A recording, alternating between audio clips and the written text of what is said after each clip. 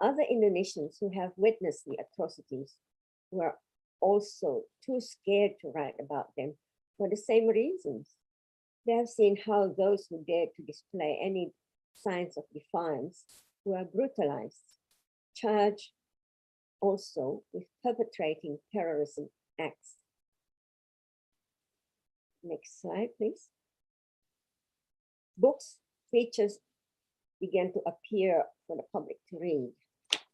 After the termination of military operations in 1998, many of these were written by those who had kept them for years and could no longer stand the tension and the guilt. Guilt because they had allowed themselves to be bullied to keep quiet. The next slide, please. One such collection of accounts is written by another well-known writer, Linda Cristanti, titled, "Jangan Tulis Kami Teroris." The next slide, please. Now, allow me to recount my own experience.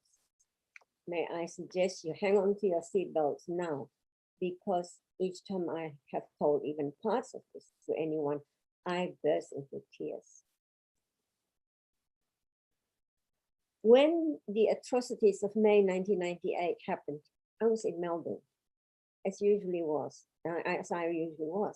I was the Australia correspondent for the publication I worked for, Tempo News magazine. The events had started with sightings of thuggish-looking crew-cut-style males roaming the street of Jakarta and Medan. The action escalated in earnest when the gatherings of students, academics, and other socially conscious groups began to voice their demand that the then President Suharto vacate his position of power.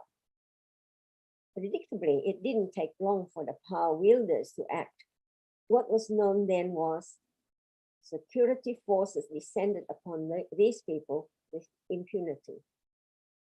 The protesters, however, did not easily give up, although every day a significant number of them were beaten up in public, arrested, and detained.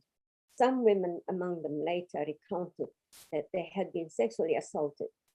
This happened in Jakarta and to a smaller extent, Medan, Solo, Palembang, Lampung, and Surabaya. This development only angered protesters even further. As Indonesian citizens, they felt betrayed and victimized by the power who was supposed to protect them. Now, this made them despairing and confused. They no longer knew who to turn to for help. Within a short time, on the 12th of May, 4 students of Trisakti University in Jakarta were shot dead while taking part in the demonstration. Anger spread beyond the demonstrating groups. Tension also spread. Most ordinary citizens told each other not to leave their houses. The following day, on the 13th of May, news spread that riots had exploded in a number of business and residential areas, mainly populated by Chinese Indonesians. These had escalated quickly into massive burnings and destruction. Scarier still, many residents and store owners were beaten and tortured, witnessed by those watching from a safe distance. These people later recounted that they had called emergency numbers, but none got an answer. In fact, the security officers who were there had not lifted a finger to help. Shopping malls and smaller shops thought to belong to Chinese Indonesians were burned. Not all of them, mind you, not all of them belong to Chinese Indonesians. Before they were burned, a group of onlookers were encouraged to go in to loot all the items in them. Then as soon as they went inside, the organized group of males with crew-cut hair locked the front gates and burned the places, with those inside trapped and eventually burned and killed. These were done simultaneously in an organized manner. Many of these poor people were not Chinese Indonesians. but unfortunate, easily led bystanders. They were sacrificed so the authorities would be able to say that the riots were not started by anyone from our part. They were started by these terrible people, these disgusting people who intended to rob and loot the places. And these were all reported on TV, radio, and in print. But what was not reported openly was even more sinister. A large number of women, mostly young Chinese Indonesians, were brutally raped, mass raped, in public transport, in their own homes, some even in the streets, for all around to see. Some victims were women who looked Chinese, but not all of them are Chinese. There were brave people who tried to help those women, but they were brutally beaten by what they saw as security officers. Many who saw the horrific acts promptly contacted social and voluntary organizations, especially those operated by women who cared about women. With a speed unimaginable, they all spread out by 2 or by 3 to the places confidentially passed on to them. However, when they arrived, they had difficulty finding the victims because the victims who were alive were all hiding from fear of further victimization. Then the women who came to help had to contact any psychological counselors they knew and they trusted for them to come and help.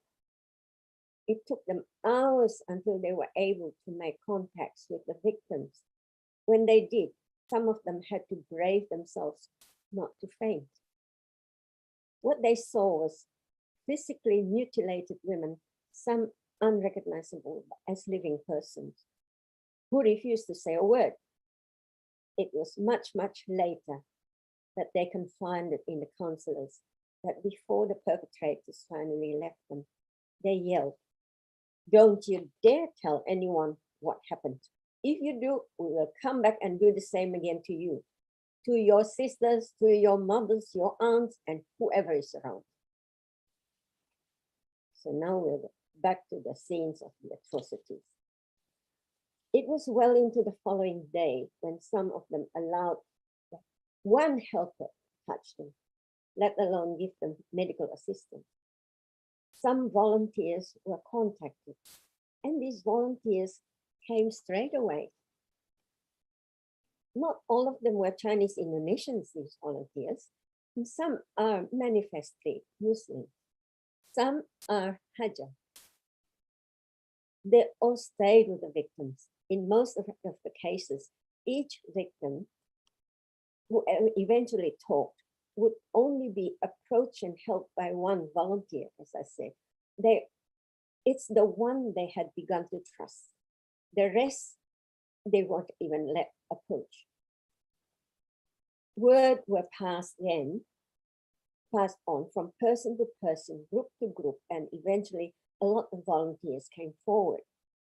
Yet, when approached by anyone outside their own groups, these volunteers decidedly kept silent. Why? Because they had seen how the victims they looked after were invariably in mortal fear of what could happen again, not to themselves, but also to those they loved. So no inside stories, no, let alone photographs. None of them came to the open. Unfortunately, these atrocities became known nonetheless, and some individuals anxious to publicize them to the public, so the public would know, grabbed any photographs and spread them via emails. They didn't think. Because this backfired when the authorities and their supporters seized the opportunity to point their fingers at them, saying that, see, the news and photographs were all hoax. The events never happened. I must confess here, At the time, I would grab at anything for a reason to believe that it was all lies. Why? First, my own first reaction was disbelief. I could not make myself believe that any fellow Indonesians could do anything so unspeakably atrocious. It must have been a big mistake. Malicious lies. That's what I thought. Second, many of my own journalist colleagues doubted the stories. Why? Because no matter where they went, they were unable to find any victims or witnesses. Eventually, one reporter wrote in his newspaper about what he himself had seen, but he wrote under a pseudonym. Ibu Saparina Sadli, professor of the Faculty of Psychology in UI, who was also a volunteer, eventually found the reporter. He confirmed that he'd written it. Yes, he had seen it. But he told Busab he wanted to forget it, never to talk about it again. Though this festered painfully inside me, I kept telling myself they're all lies. Until more than 9 months later, I was given a very rare opportunity to meet one of the victims who had been spirited out of Jakarta by some human angels.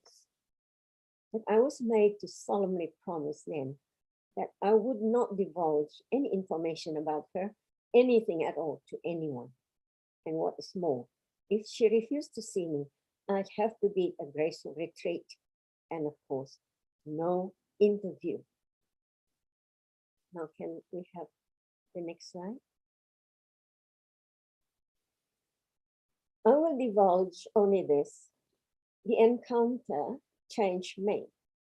I could not speak for hours when I got home. And for days, I couldn't get rid of the gloom that seemed to stick to my skin. I had promised not to divulge anything to anyone, so my hands were tied. I tried to write a short story based on the encounter, but I was afraid that that would be regarded as betrayal, so I remained silent. Next, yes.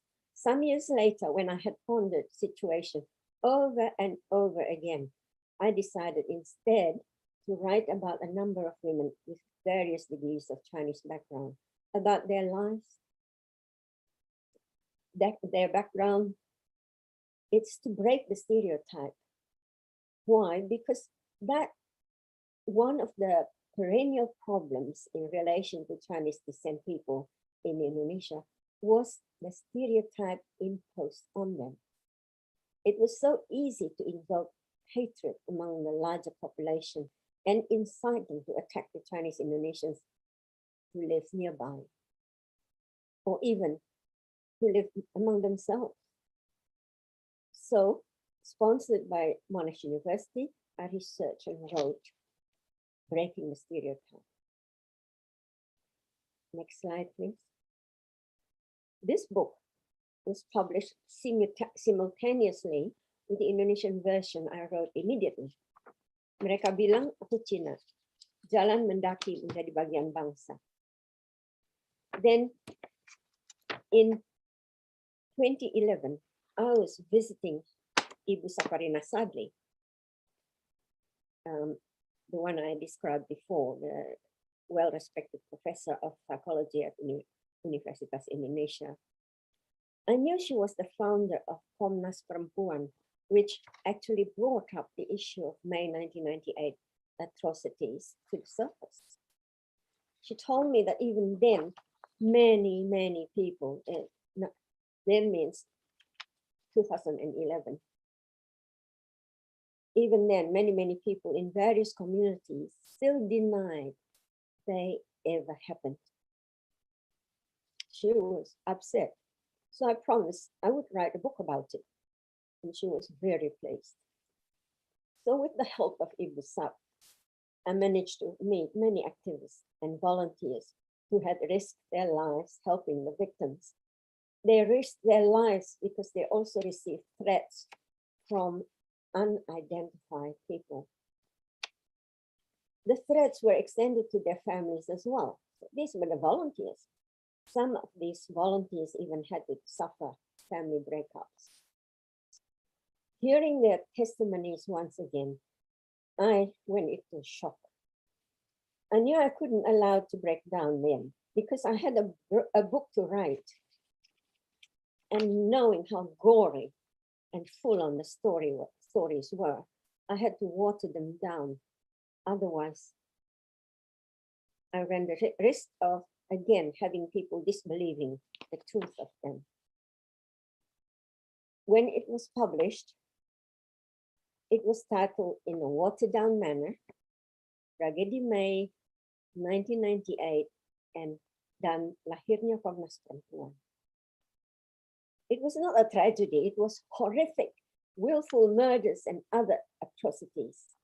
I received many feedback from readers who confided in me that they also knew about, they also witnessed some of the atrocities, but they didn't know what to do with the knowledge. Most of the readers confessed that they could not read my book in one go because it was too confronting. And like me, they had felt guilty. They were glad I had written it, they say. Some non-Indonesian speakers asked me if I was going to write an English version of the book. I said no. I had no mental and emotional fortitude to repeat it. After 2 years, however, I decided to write a fiction story, depicting the lives of a victim's family history, the members and their close friends after she herself, the victim, who finally could not bear the pain and committed suicide. I depicted these people's otherwise endeavors to live lives as normally as possible. And to a certain extent, they succeeded, but they were haunted continuously by the horrific events. They were even finding more and more about what had eluded them then. The book in English is titled My Pain, My Country. After writing My Pain, My Country, I felt as if I had survived a big mental crisis. I understood then what was meant by writing to survive. 2 years later, as you can show them, I wrote an Indonesian language novel, which tells a story of a Chinese Indonesian family history going back 7 generations. This story mentions very little about the May 1998 atrocities, maybe because by then I had expelled most of the ghosts. Though every now and then, the dark shadows persist. Thank you.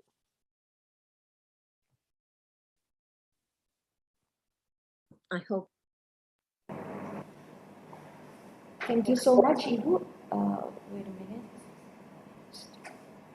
Yes, that's Right. Let me adjust the device. Thank you so much, Ibu, for sharing with us such an eye-opening stories. When I was a kid, when the atrocities happened, I was still a kid at the time. That's why I didn't know much.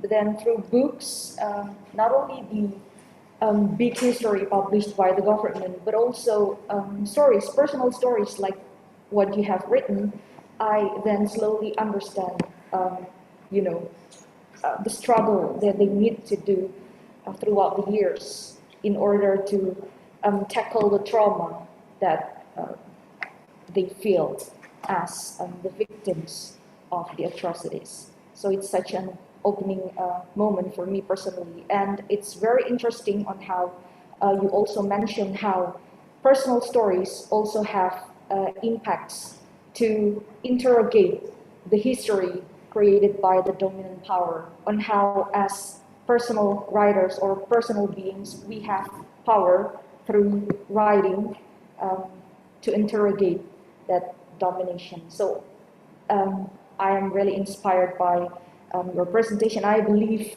all the audience here as well also feel, the same kind of inspiration from you, Ibu. All right. After this, I'm going to open the question and answer sessions. So for those who are interested to ask questions to Ibu Dewi, then you may ask it directly by raise your hands, or you may write it down in the chat box. But before that, there's an announcement from the committee regarding the schedule. Let's wait for a while you're preparing for questions, and also probably your opinion regarding Ibu Dewi's presentation.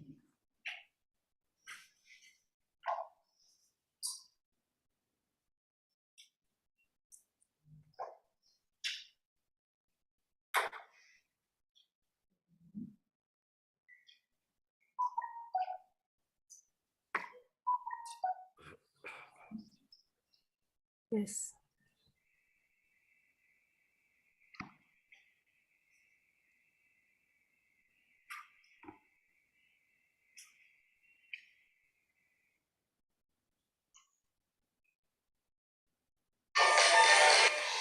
So for the audience and participants, this is the important dates that you need to take notes. The first one is on how 1 month you're gonna be able to complete. You need to be able to complete the writing process. So that will be, posted on April. And then the second one, Ibu Dewi, in May 2022, will review the results of your writings. And then the third one, June 2022, there will be a revision process. And then followed by June 2022, but on the second week, there will be the submission of the revision. And then the last one is the publication. So if you've already join or enroll in the workshop, please note these important dates, because you need to fulfill these requirements. All right. Okay, I think you may end the sharing. Okay, screen sharing, sorry. All right. Now, we're on the question and answer session. So I open the first term for 3 participants. Those who are willing to ask any questions or give your own opinions regarding Ibu Dewi's presentation, please raise your hands. Or you may type your opinion on the chat box. Yes, Bu. Yes. Yani, can I ask question to Ibu Dewi? Sure, Ibu Rahayu. Yes, Ibu Dewi, thank you very much for the inspiration. Yeah, it's really motivating me to write, and maybe all of us that we have to believe that we can write. Yeah, that is what I feel so far, because I do not have such confidence to write. Ibu Dewi, concerning about the the ideas, I mean your experience, I then recall my friend who talk about that he is frightened of fiction. He's frightened of creative writing, because writing or text or fiction cannot be separated from politics or from ideology. He says then, I will read, but I will not read text related to politics. I will be away from politics at all, because it makes me confused. That is what he said. Okay. My question is, do you think that we can avoid that that one? I mean, can somebody what is that, be away at all from politics, whereas it is around us? In fact, we cannot avoid it, but can we in fact do that? And then the second is that writing to survive especially involve people who feel weak, who feel unable to speak, and then through creative writing, through fictions, then someone can what is that vent out anything in that burdens his or her mind. And then my question is, when related to history, and then we want to make another history, we want to have a recount history, but we do not experience that ourselves. Can we just then write our imagination based on what we hear in writing? And then where is our responsibility for that? I mean, to whom does a writer give the responsibility of what is that, what he writes or what she writes? And then the third is the question from my students when we talked about new historicism and the new historicism. Then my students said, so I get confused when there are two versions or many versions of history, then which one should I choose? Which one should I rely on? Which one is the rightest, or what is that, the truest history? Okay, thank you, ma'am. Maybe you can give us enlightenment for this phenomenon. Thank you. Okay, thank you, Bu Yayu. So, Ibu Yayu is one of our lecturers in the English department of Universitas Negeri Semarang. You may directly answer all of the three questions from Ibu Yayu. Ibu Dewi, please. Thank you.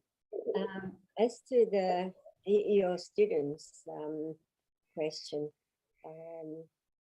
or your students' outpouring, saying that he or she is not inclined to read history because to write fiction because he's afraid that what he writes might reflect political views or his own political. Is that right? Yes, ma'am. Yes. When you live, you breathe, you walk, you actually express yourself, and what you express, what you feel, it is actually political. What you receive, right, as a lesson, it is political. So you can't avoid political action in yourself, political thinking. When you think, oh, the president is not wise in his last measures because it will disadvantage people of certain class or something. That's already political. And you talk about your neighbors, how they, let's say, how they pray. Even if it's harmless, you can say, hey, the way they pray, they use long sentences. That's already political because it can be misconstrued. You know, when you say, I didn't mean to criticize them, but the person you comment on, yes, you do. You already criticize us for using long sentences. What do you expect us to do? Short sentences? And so starts to have a debate. And unfortunately, among Indonesians, we haven't learned to debate coolly. We can't debate coolly, but to actually listen first. You listen first 2 words, and you straight away want to express your opinion. And that's something that you need to learn. And I believe that creative writing or in writing fiction, you actually put it down on paper and you read it again and you think, hey, is that how I think? Is that how I have developed? So, yeah, that's my opinion of the first question. And the second question, what was the second question? To whom the writer give the responsibility when they're writing? Right. That's something that we can't take for granted. Many writers write because they want to tell their own take of a situation. And whether it is right or wrong, it is probably right to some people. And it is not right, it is lies to other people. Let me think of can I use the current situation? Right? Yes, yeah, yes, ma'am. Okay. Now, the health minister, Dr. Terawan, for instance. Yeah, that's, I heard about that. Yeah, that's right. He promoted the use of virus, not virus, vaccine Nusantara. Yes. The use of the word Nusantara is already political because it evokes people's patriotism, right? And I believe that the reason he wanted to promote vaccine Nusantara, this is what I believe, right? Because he didn't tell me, is because first he wanted to show our independence from other what they call the more advanced countries. And second, because he wanted to make them affordable to Indonesian public. But at the same time, he got a lot of flack, a lot of criticism, and not all of them are pure at heart either. Some are political also. But one of them actually said, that was in WA group. This is what they say. The minister was not wise in promoting the vaccine Nusantara because it hasn't been tried on a living creature. Right? All the vaccine has to be tried on living creature, not just on the lab, but tried on, let's say a mouse, a cat, whatever, because that the nature of vaccine is not to kill bacteria, but to activate the antibodies in our cells to fight the virus, so the virus couldn't stick itself to our cell. And without trying it on a living creature, non-human living creature, that means he is trying on Indonesian humans, and that is not right. I agree with both of them.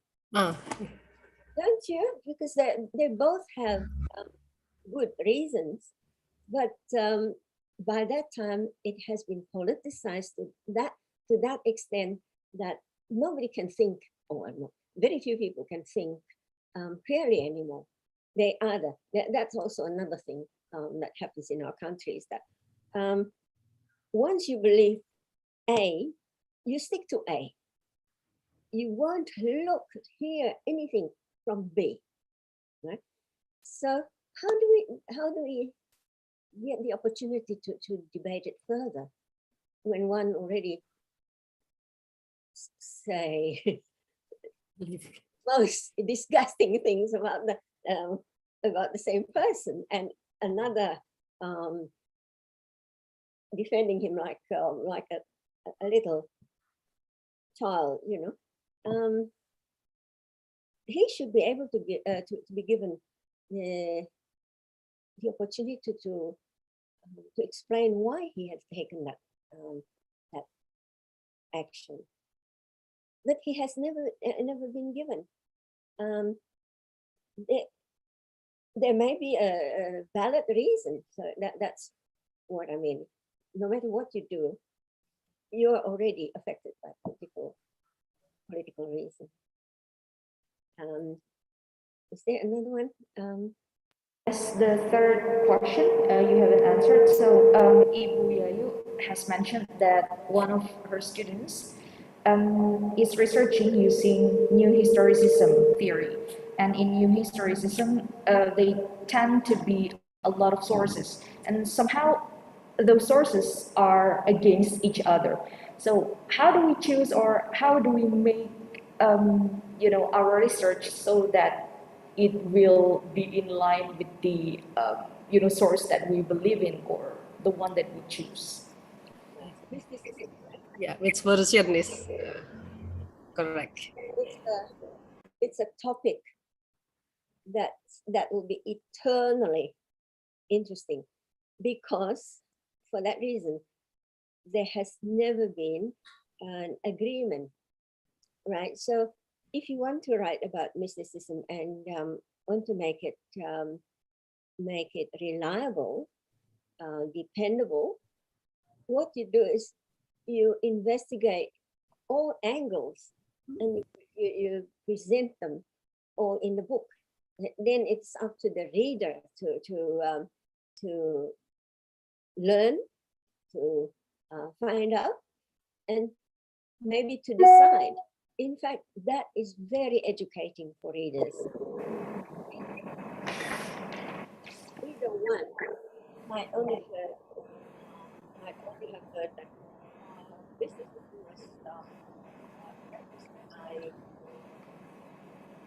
only the good, bad. Yes, by the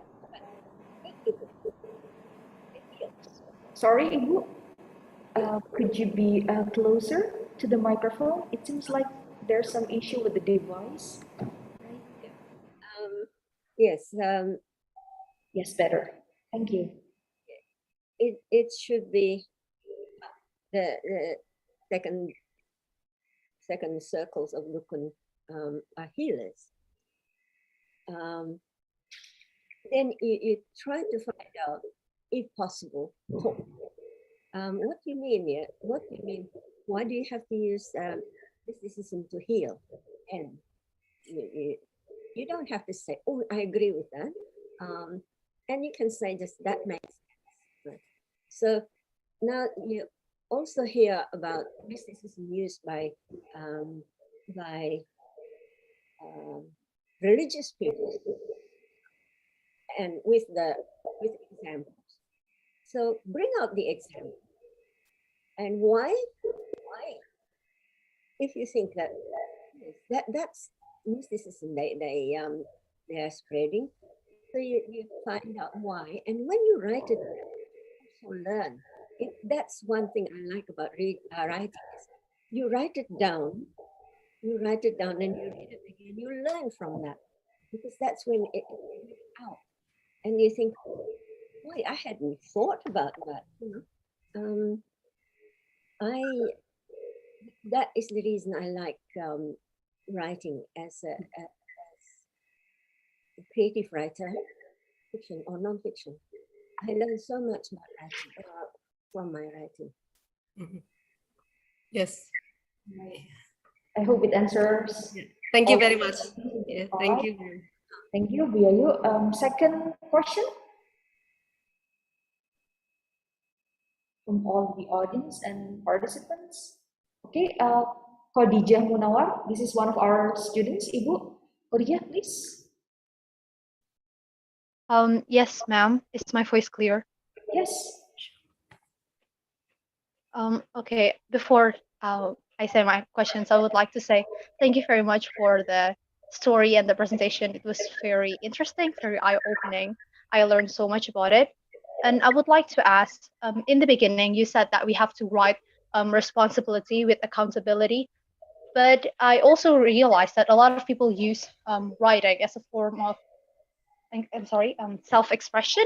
So you express yourself from your writing. So what I want to ask is, how far can we carry the concept of creativity or self-expression in writing without being afraid of being seen as irresponsible or not taking our role as a writer responsibly?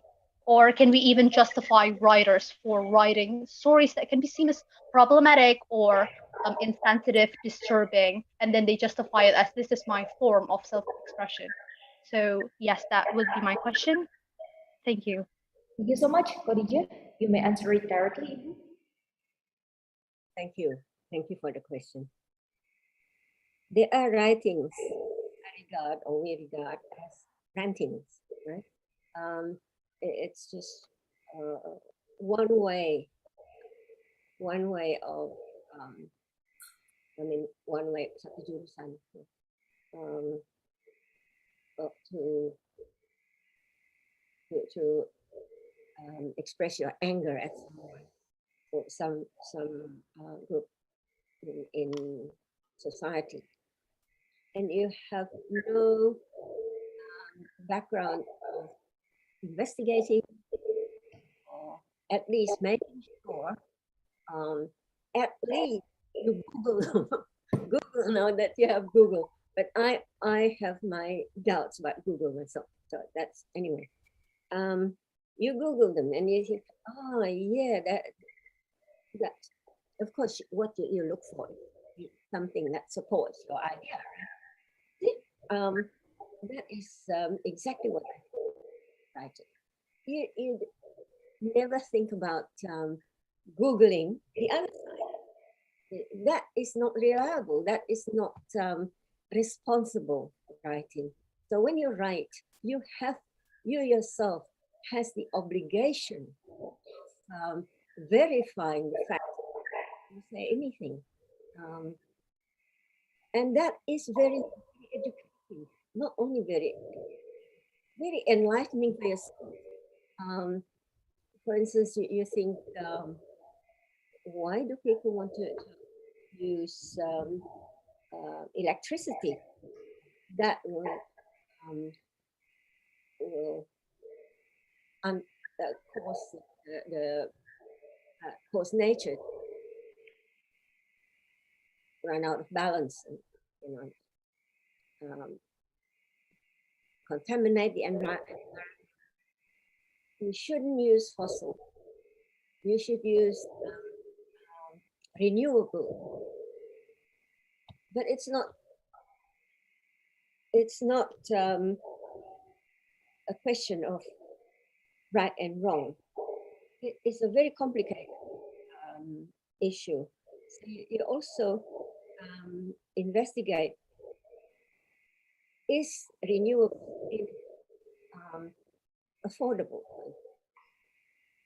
In some countries, the government made it affordable by increasing the taxes on the population, so that the whole country, government and population, can burden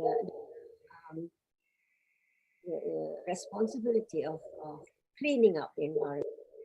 Now, is our government that brave? Increasing the tax also means you run out, you're kicked out of powerful position. So it needs courage. So that's the question. If you ask me, of course, I also would like using the other one, the energy, but that means you have to establish windmills. You have to establish more dams, and that takes money. If you give the money, if you rely on private companies fund you to build dams, they of course would demand that the energy would go to them at least, and while the 30 poor people won't be able to use it. So, you have to get together, all parties, to put your head together, discuss it, debate it. And before you do that, you also have to investigate what you think is good. So when you bring it to the table, they also say, yes, that's right. Your opinion should open other people's eyes. I don't know whether that answers the question. I hope it's quite clear, and I think it's clear enough. What do you think, Dija? Does it answer your question? Yes, it gives me a new insight. Thank you very much, ma'am, for the answer. All right. And then we also have a third question from one of our students. This one is from Firza Tegar Febrian. Firza, I think it would be great if you can speak directly to Ibu Dewi. Firza, are you still there? Firza? All right. While waiting for Firza to be here, I'd like to invite another participant to ask any questions to Ibu Dewi. If there's any, please, you may raise your hand or notify me through the chat box.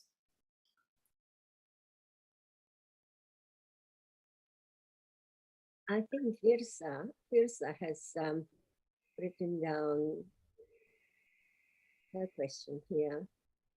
Yes. When we do creative writing, positive and negative feedback, how do we process negative feedback? Yes.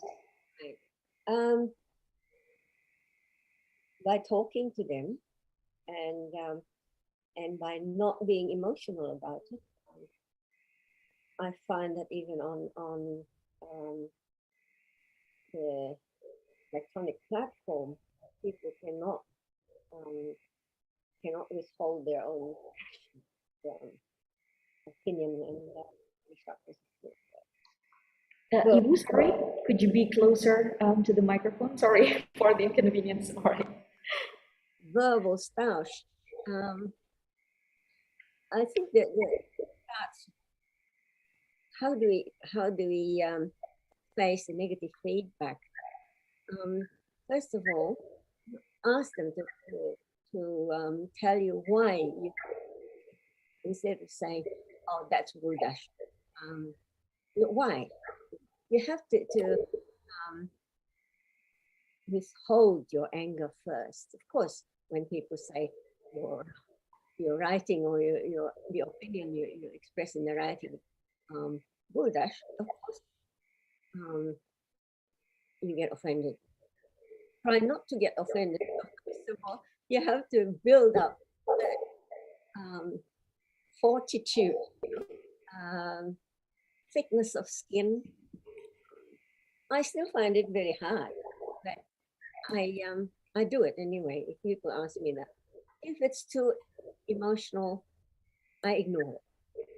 If it is actually asking a question, then I tell them what I think and I ask them why they think so.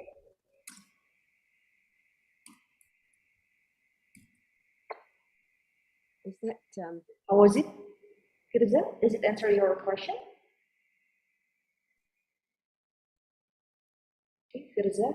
Okay, I hope it has answered your question on how we give and receive feedbacks from the writing. All right. Now I will open the second term of the question and answer sessions. If there's any question, please, David Rawson, please. You may ask the question directly to Ibu Dewi.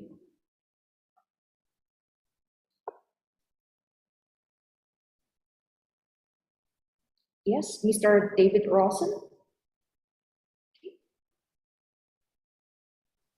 Ibu Dewi, thank you very much for your presentation. I certainly learned a lot more about some of your books, so thank you very much for that. it was very interesting.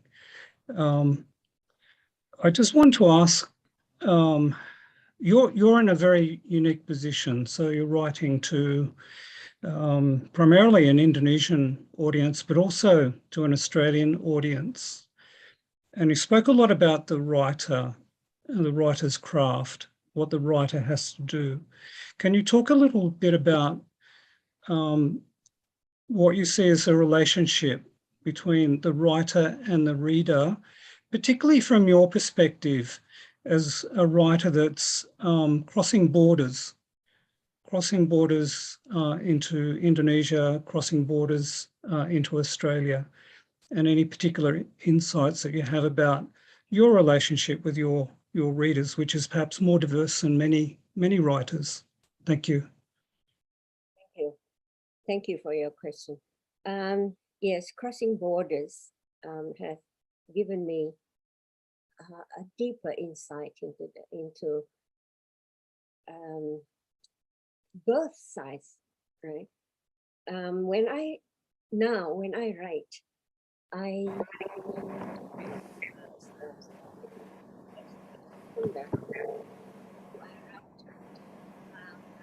Ibu, your voice is so tiny. Sorry. yeah, I try to ponder who am I writing for, and who am I having conversation with. I find that the knowledge of one about the other is very thin. You know, not many Australians know about Indonesia, and not very many Indonesians know about Australia. So when I write with Australians in mind, then I make it a lot more elaborate. I remember someone actually gave feedback about my pain, my country, saying it is so boring how she explained the name Mariana becomes richer, for instance. It is so boring how she explained her background of the Chinese family. We don't want to know that. We already know that. The well-read Indonesian reader said that. And in the meantime, an Australian reader or a New Zealand reader said, "No, I learned a lot about that. I didn't know about this." And so, outside Indonesia, people who actually wrote about Chinese Indonesians are not wholesome either. I mean, the knowledge is not wholesome either. You read the book, you have the impression that these people are actually a whole unit, an exclusive, separate unit, and the non-Chinese Indonesians, indigenous or Arab descent, or they are very critical about these Chinese Indonesians. But the reality is many Chinese Indonesians are very critical about other Chinese Indonesians. And many of the non-Chinese Indonesians are good friends and with the Chinese Indonesians. They even intermarry. And that, to my surprise, when they give me feedback, really, they intermarry as if it was, like you marry a dog or something. It happens every day, mate. Oh, things like that. And it really, in a way, it annoys me. It annoys me that people have such simplified version of people who live in Indonesia, or Indonesians people with different backgrounds. So, because I have had bosses who are Arab descent, and we're good friends. And I also know that these Arab descent bosses have Chinese wives. You know, so when you tell these people who think that they're all separate and exclusive, they just go, oh, really? So that is why when I want to write a story, I now think about who is the conversation I have with it. So am I talking to little red Australian, or am I talking to little red Indonesian? Because most well-read Australians know a lot more than that. Well-read Indonesians know a lot more than that. So what they see is the story, not what they want to know. How come they're not told about, for instance, how the women find themselves in such a dire situation. They want to know that, and I'm not telling that. What I'm telling instead is these people try to live their lives as well as they can, and it's not their fault that they're still haunted by a very bad experience. Things like that, you know, people. You just have to know who you're writing for. I never thought that, you know, before. When I started writing, I just wrote because I wanted to tell this story, and if people read it, I'm happy. That's it. But as I get older, I realize that that is not as simple as that. Writing is a process of learning. So to do that, you have to do a lot of reading as well, so that you know that is that how a reader feels when they read this particular history or something. Is that how they disbelieve or they believe? It all depends on your own experience, your own background. Yeah, does that answer? But about the answer, David, does it answer yours? It's still muted, sorry. Yeah, sorry. No, thank you very much, Ibu Dewi. Yeah, certainly that's a very fulsome answer and very useful answer. Thank you. All right, thank you so much, David, for the question. Any more questions for Ibu Dewi from our participants or audience? You may ask directly. Yes, Defel, this is one of our students as well, Ibu. Yeah. Defel, please proceed with your question. Okay, is my voice clear enough, Bu? Yes, very clear. Thank you.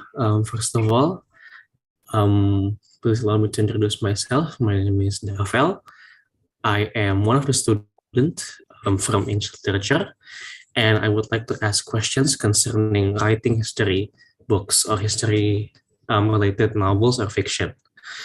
Concerning writing fiction, one of the things that maybe in the view of the readers to relate to a character or to mungkin in bahasa Indonesia, oh, I relate to this character, saya sangat senang dengan karakter ini karena hidupnya relate dengan saya, seperti itu. Dan maybe to write that situation or that kind of character in romance books or yang tidak berhubungan dengan sejarah, itu bisa kita buat dengan dengan writing kita. Namun ketika if we were to write that sort of character dalam buku-buku yang seperti misalkan Kemudian Tatur, Anak Semua Bangsa, it's hard to write that kind of character, but also to not change the history terlalu banyak. So not to change the history too much. Kita tidak ingin untuk menulis, tapi juga kita tidak ingin menulis yang tidak seru, tapi merubah historinya kejauhan seperti itu. Mungkin jadi my question is how do we write history books maybe in buku tentang 1998 or maybe any history books that we can still relate to the character, we can still love the character, but at the same time not changing the course of the history that has happened beforehand. Maybe that's my question. Was my question clear? Should I restate my question? Yeah, I think I got it. Thank you, Phil. When you write with the intention of not changing history, I think if I could put it my way, is rectifying or writing history, because so far you have seen history being written or being expressed from one side, right? And you want to tell readers that there is another side, and if what you write is what you think is right, you take a protagonist. The protagonist is very much like you, and the first thing is you have to make sure that this protagonist is telling something that makes sense. Let's say we are talking about personality A, who took part in the writing of Sumpah Pemuda, and why he wanted to take Malay as the language, right? Why not one of the languages from one of the ethnic groups?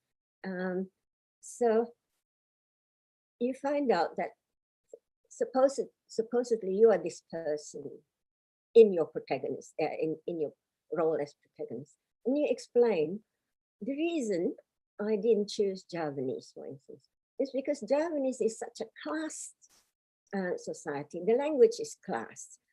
When do you use Panjenengan? When do you use, Koe, and things like that? And it is very hard to get people to learn it. Apart from anything, you want people to be equal now. We are going to be independent. You want people to be equal instead of one class on top of the other and lording it over the what is regarded as lower class. So you explain that. It doesn't have to be in a straight sentences like that, but it could be in a conversation, or it could be depicted in how you find out yourself, how hard it is to use Javanese, for instance, as the national language. And why Malay? Malay is a very equal sort of person. It has been a sort of language. It has been used as lingua franca, not only in Indonesia, also in the group of islands, including even the Philippines. In the Philippine languages, you'll find that there are a lot of Malay words. And you'll find that because of the fact that it has been used as a communication by people of different ethnic groups, then it is actually an equalizing language. And you want that to be the new independent Indonesian language. That you make it clear to people. So instead of people saying, oh, why choose Malay, why not choose Javanese or Sundanese? It's so odious. It's so Sorry, Ibu, maybe closer to the microphone, sorry. listen to. I agree with that. Whenever I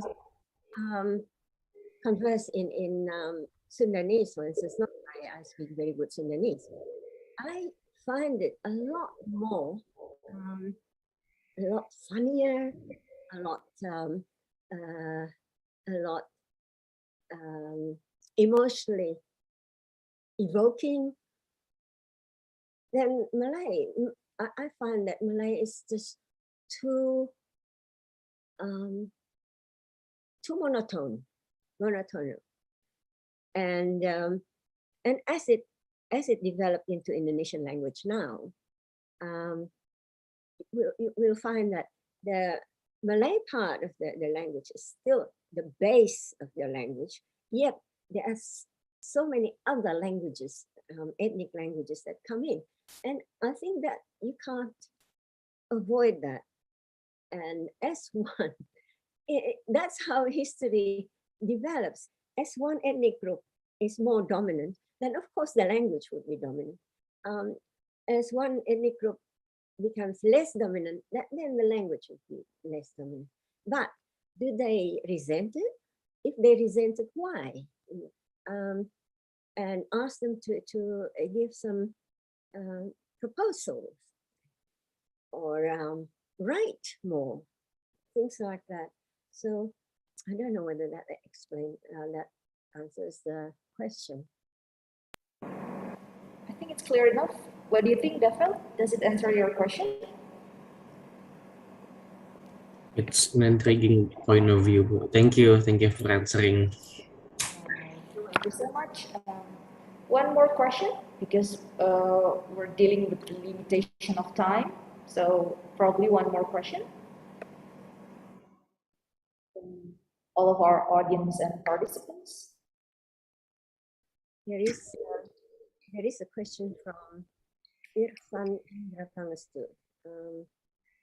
I personally really enjoy writing fictional books. Yes. We also know that one of the reasons we write is because we have a story or idea inside us. We want to for others to read it. I would like to hear some advice from Budewi as a person who has written many books. If we want to publish our work, should we add things that readers like at this time to attract more readers? Should we stick with our original idea? All right. This is Irfan Indra Pangestu. Irfan, are you here? Yes, I'm here. All right. So Irfan, I would suggest that both have to go in. You do right.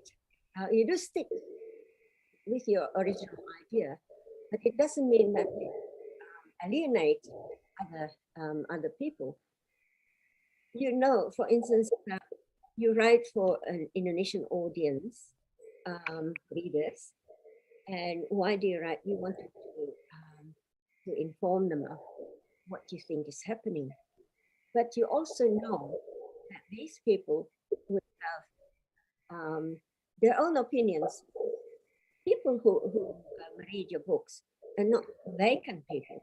They already have, they have already lived years, and they have their own opinions. Maybe some are unfounded prejudices. But if you straight away say, this is what happened, blah, blah, blah, A, B, C, D, E, although you know that other people believe it's X, Y, Z, others will say B, C, E, or whatever. And if you want them to read it too, you also include their opinion. And both, there's opinions. It doesn't have to be in a whole half of the book, but as you express your own take of the situation, you also you also include, take them in. Let's say you say, this is according to so and so, whom I have interviewed 5 times, and so, whom I only saw once. This is what happened. And I see both have valid ideas. And the person the persons who are going to be antagonistic towards you would have read their own, it's like would have read their own opinion. So they know that they're not being ignored. One thing that readers understand is they think they're being or trivialized. You think that they're trivial. You have to make sure that you take them seriously as well. Although you don't agree with them, you still think they are serious and they are important. That I think that's the way out. It's not easy, but something worth learning. Okay, so I hope Irfan, does it answer? Yes, thank you, Bu Dewi. Thank you so much, and I hope you also develop your own skill in writing novels. Irfan, success with the following plan regarding your writing. All right, everyone. It's because of the limitation of time. Unfortunately, I need to end today's agenda or today's event. So we've learned from Ibu Dewi on how when we're trying to know about creative writing, either to try it or to understand the concept of it, it's not merely a type of writing that evokes emotion of the audience or to deliver the emotion of the writers, but it's more than that. It can be an alternative spectacle to see a historical event, and it's also used as a political writing as well to a certain extent. So this is quite enriching our perspective on how we see creative writing. And as you may see as well, a lot of our students are interested in your presentation. There are a lot of questions that have been delivered by them. So I really appreciate your presentation and the explanation. All right, guys. There's announcement from the committee that I'd like to present one more. Maybe the committee, you may share the schedule again to remind our participants regarding the schedule. I say that I'm very happy that there's so many candidate writers seriously interested in writing, and I look forward to seeing it. Okay, yes, we really appreciate it. I hope that it will inspire them to read and write more in the future.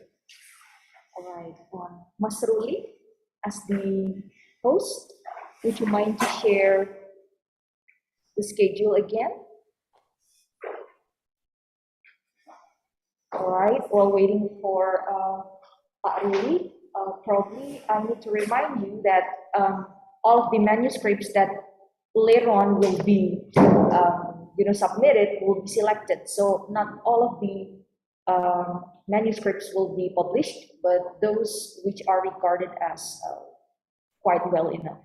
And then there will be probably additional payment, even though just a little bit that you need to give in order to make your works or your manuscripts published. So this is the important dates that you need to take notes on. So from April 2022 until June 2022. All right. You may screenshot this as well. All right. I hope everyone has been informed regarding these important dates. Yes, Mas Ruli, I think you may stop share the information. And I'd like to use this time to take a picture together of us. So I'll divide it into 7 slides, so I will take 7 pictures. Wait a minute. Okay, first picture. Okay, wait a minute. There's an issue with the device. Okay, 1, 2, 3. Okay, second slide. 1, 2, 3. Okay. Sorry. Third slide. 1, 2, 3. Fourth slide. 1, 2, 3. Fifth slide. 1, 2, 3. Okay. Sixth slide. And the last slide. Okay, Ibu Dewi, thank you so much for sparing your busy schedule to be here, teaching our students and also giving new perspectives to all of our audience regarding creative writing. I hope we can meet you again sooner, hopefully not through a virtual meeting, but through a physical meeting, either in Indonesia or in Australia. Thank you so much, Ibu. Yes, thank you, Bu Dewi. Thank you. Thank you. Thank you all of them for trusting me to do the presentation. Thank you, Bu Dewi. Thank you to all of the participants and audience.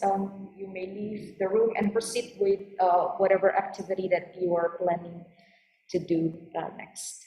I'll see you around 1 year from now, hopefully. Bye. Bye.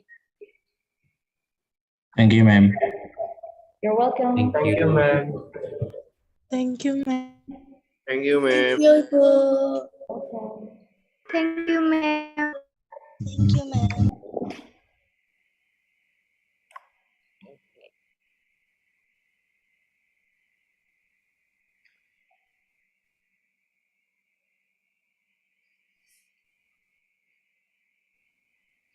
Ibu Dewi, terima kasih banyak sudah berkenan untuk berbagi pengalaman dan juga tips dan triks dalam menulis creative writing. Terima kasih sama-sama. Ya.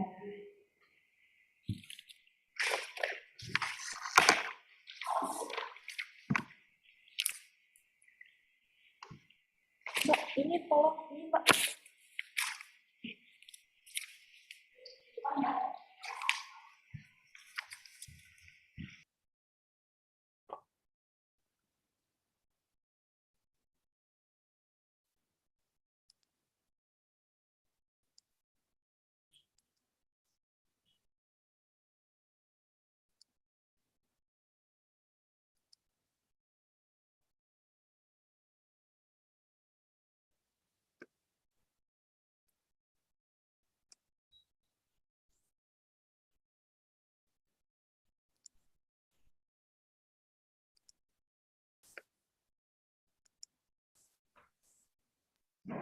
Karena masih untuk kebutuhan pelaporan, Jih, Bapak dan Ibu, kami masih menyalakan ini sampai pukul 12, tetapi jika Bapak dan Ibu ingin untuk meninggalkan Zoom room, silahkan.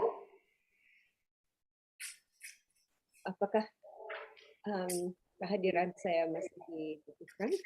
Oh, sudah selesai Ibu Dewi. Terima kasih banyak untuk ilmunya dan juga jawaban-jawaban yang sangat menginspirasi untuk para audiens pada pagi hari ini. Izin pamit. Yeay, Bu. Masih. Yeay, terima kasih.